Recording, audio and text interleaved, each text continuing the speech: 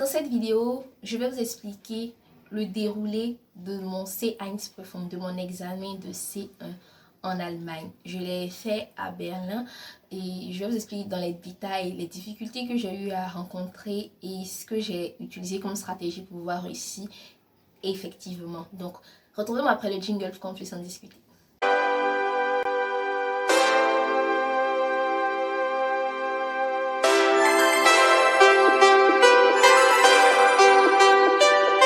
Amis, si vous allez bien, moi ça va. Alors là on va être dans un monde de chit chat. Donc je vais faire mes cheveux, je viens de laver mes cheveux avec les produits de Eda Sublime. Donc n'hésitez pas à faire un tour sur la page Facebook de Eda Salon. C'est là que vous pourrez trouver aussi les produits. Maintenant, si vous êtes à l'extérieur, c'est vraiment difficile de vous en procurer pour l'instant. Donc, n'hésitez pas à prendre le kit Mignon de Metopo qui est spécialisé dans les conseils pour les cheveux. Donc, n'hésitez surtout pas à passer vos commandes maintenant au 05 76 68 86 78. Donc, c'est parti. Alors, dans le vif du sujet, comme je vous l'ai annoncé, on va parler d'études en Allemagne, précisément de l'examen de C1. Bon, moi j'ai passé mon examen de C1 en février. Je pense que ça fait 2 ans, 3 ans maintenant que j'ai eu à passer mon examen de C1. Le C1 que j'ai eu à passer, c'était le TELC.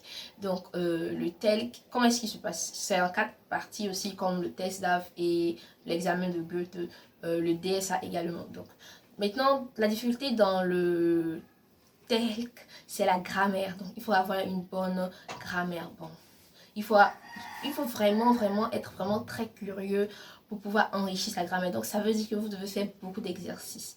Donc, Schriftliche Ausdruck. Il y a 2 parties, Schriftliche Ausdruck et Mündliche Ausdruck. Donc, la première partie de Schriftliche Ausdruck, il y a d'abord le Schreiben.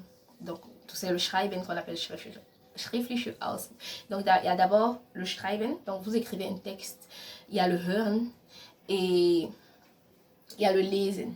Donc le Lesen, il y a un test qu'on vous donne et vous répondez aux questions qui sont divisées en 3 parties distinctes.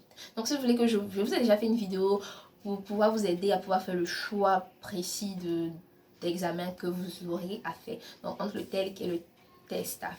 Donc moi personnellement, je vous conseille le TELC. Je vais expliquer là dans la vidéo là, donc n'hésitez pas à aller la voir. Bon, moi d'abord quand je suis venue, on était dans une salle d'attente. On attendait, je suis venue très tôt, je suis allée très tôt là-bas. On était dans une salle d'attente, on attendait, j'entendais beaucoup de personnes parler. Un gars, il disait que c'était sa 5e fois de faire l'examen. C'était vraiment, bon, j'évitais d'écouter les gens, sérieusement, mais c'est souvent un peu stressant d'écouter les gens qui ont eu à reprendre beaucoup de fois. Tu te demandes, mais pourquoi est-ce qu'ils reprennent autant de fois? Donc on est rentré dans la salle, on s'assoit seul, comme un examen normal. On s'assoit seul et quand on était assis, moi j'étais devant parce que mon nom c'est A, donc j'étais devant, totalement devant. Et on prend juste les crayons, on utilise juste les crayons parce qu'on reporte les réponses. Si vous avez déjà fait le B1 ou bien le A1, peu importe un examen de langue allemand, vous savez quand on reporte les réponses qu'on doit faire. Voilà, quand on finit de reporter les réponses au crayon, on fait en noir comme ça. Bon, souvent les règles changent, donc, mais en général à l'époque, là, c'est à l'époque, oui, à l'époque c'était comme ça. Donc, comment est-ce que ça s'est passé d'abord? On nous donne tout un gros paquet d'éléments. Maintenant, quand on arrive au Hören, on doit être ensemble d'accord pour dire que oui, maintenant on fait le Hören. Donc, c'est pendant 3 heures de temps. 3 heures de temps, tu es assis, tu fais le Schriftliche Ausdruck et tu te concentres, quoi. Moi, c'est sincèrement, la partie qui m'a beaucoup dérangée, c'était le Hören. Et la partie où c'était le Schreiben, genre on devait écrire, répondre, faire une dissertation, voilà, c'est ce qu'il faut dire. La partie où on devait faire la dissertation, c'était moins stressant. La partie où on devait faire le lesen, lire le texte et répondre aux questions, lire les différentes parties, les différents types de textes, il n'y avait pas de problème. Maintenant, c'était le Hören. Pourquoi le Hören était particulièrement difficile pour moi? Parce que dans la salle, il y avait un gars, il faisait du bruit. Parce que moi, je suis très sensible des oreilles. Donc, si quelqu'un fait le bruit, je me distrais facilement. Or, le Heuren, il faut vraiment rester très très concentré et pouvoir noter en même temps que ça passe, en fait. C'est pas que tu vas écouter et après venir répondre. C'est impossible parce que tu vas oublier, parce qu'il y a tellement d'informations qui viennent en même temps. Donc, c'était ça, moi, ma difficulté particulière, le bruit dans la salle. Parce que quand tu fais les essais toi-même à la maison, il n'y a pas de bruit, puisque tu limites le bruit possible. Mais quand tu es avec d'autres personnes, c'est difficile. On était 20 dans la salle, dans une grande salle, chacun sur son banc. Donc, imaginez 20 personnes. Il y a forcément des gens qui vont comme ça ouvrir des paquets de chips. Il y a des gens qui vont comme ça tourner les crayons. Donc, quelqu'un qui est sensible aux oreilles, c'était pas facile. Mais Dieu merci, j'ai validé le Heuren, clairement. Maintenant, quand on finit le Heuren, on rentre 2 à 2 dans la salle pour le mündliche Ausdruck. Quand on finit Heuren, donc le schriftliche Ausdruck, on rentre dans la salle pour pouvoir commencer le mündliche Ausdruck. Donc, quand on commence le mündliche Ausdruck, bon, moi, vraiment, comme vous voyez que je parle comme ça, c'était ça ma force, je sais sincèrement, parce que j'ai eu une très très bonne note dans le mündliche Ausdruck. Parce que, genre, pour mon niveau que j'avais à l'époque, genre, je venais de finir directement les cours de langue. Donc, tu finis les cours de langue, c'est pas comme si tu es totalement en pratique avec les gens, il n'y a pas de cours d'université, tout ça. Le vocabulaire, c'est seulement ce qu'on apprend à l'école et à la limite, tu sauras faire les courses. Donc, imaginez. Mais ça c'est avec l'assurance, c'est l'assurance avec laquelle vous parlez la langue en vrai que vous allez pouvoir montrer que oui, je maîtrise Deutsch, quoi. Parce que si vous parlez et que vous hésitez beaucoup trop, c'est nul, quoi. Donc, le thème, je ne me rappelle plus des thèmes parce que ça fait super longtemps, mais vous pouvez chercher, hein, parce que tels qu'ils ont des documents ou des examens types sont à l'intérieur, même sur Internet, vous pouvez en avoir. Donc, vous pouvez voir comment est-ce que ça se déroule le mündliche Ausdruck. Mais ça dépend de comment vous parlez. Donc, je vous conseille sincèrement de parler avec assurance. Quand on posait la question, la manière je répondais, je ramenais les questions comme ça. Les autres aussi. Genre même les examinateurs, ils étaient surpris. What? Je vous assure, c'est cette impression-là que j'ai eu. Donc, quand j'ai fini, c'est clair que je savais que mündliche Ausdruck, j'avais tué. Maintenant, schriftliche Ausdruck, ma partie que je craignais beaucoup, c'était le Schreiben, parce que je suis quelqu'un, je n'aimais pas trop faire la dissertation à l'école.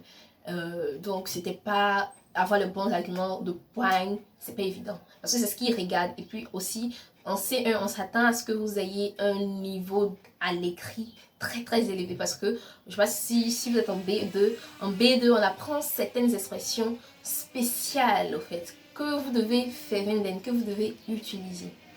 Donc, mes petites astuces concernant le C1, si vous voulez aller le faire, ce serait d'abord de bien vous préparer au minimum 2 mois à l'avance, avant les examens, vous préparez intensivement.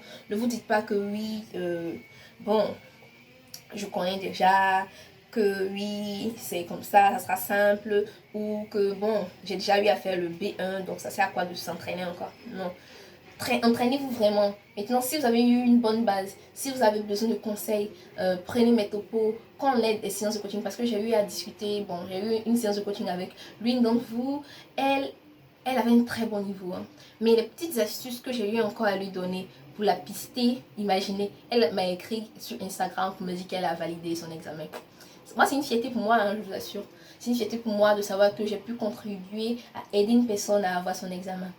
Donc vraiment, si vous voulez avoir votre examen et que vous ne savez pas vraiment comment vous allez vous y prendre, regardez cette vidéo-là encore. Et surtout, concentrez-vous sur les essais. Maintenant, quand vous finissez, pendant cette période-là, vraiment prenez mes topos pour pouvoir bien et très bien vous préparer. Surtout au mündliche Ausdruck. Parce que les conseils de mes topos, ça vous aide plus au mündliche Ausdruck. Parce que le Schreiben, le Sprechen, le Schreiben, le Leseverstehen, le Hören, bon, ça gère. Même si, de toute façon, tu as la matière devant toi. Je sais pas si vous voyez. Si tu n'as rien comme matière dans la tête, c'est chaud. Donc, c'est un peu tous les amis. J'ai même pas eu le temps de faire mes cheveux. Tellement passionnée par le sujet. Donc, n'hésitez pas à me poser des questions encore concernant les études en Allemagne. Sinon, moi, souvent, je suis à saturation de thèmes. Donc si vous avez des questions encore concernant les études en Allemagne, ce que vous aimeriez savoir, concernant les examens, une personne qui m'a dit qu'elle préfère que je fasse plus de vidéos concernant les examens et la langue, tout. Donc dites-moi si vous aussi ça vous intéresse.